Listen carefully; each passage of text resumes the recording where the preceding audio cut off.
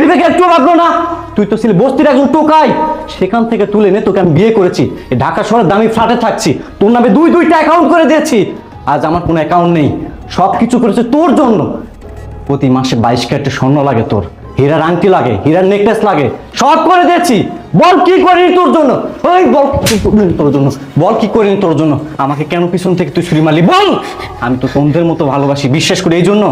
এই জন্য কয়েকদিন আগেও আমার বোন বাসায় এসেছিল, তোর কুকীর্তি হাতে নাতে ধরা পড়েছিল তার কাছে, কিন্তু তারপরও আমি তাকে অবিশ্বাস করে, তোকে সত্য মনে করে তাকে আমি বাসা থেকে বের করে দিচ্ছি, শুধুমাত্র তোর জন্য, শুধুমাত্র তোর জন্য। বল বল কেন আমার সাথে এমনটা করিস? বল, আজকে তুই উত্তর দিবি, বল। দেখো, আমার ভুল হয়ে গেছে, আমি আর কখনো এমন কাজ করব না। আমাকে তুমি শেষবারের মতো মুখ করে দাও। এই পাশা, আমি তোমার পায়ে পড়ছি, আমি তোমার হাতে ধরছি। এই চুপ, এই চুপ, কোনো অভিনয় করবি না। আমি বলিনি তুই যদি আর্টিস্ট হোস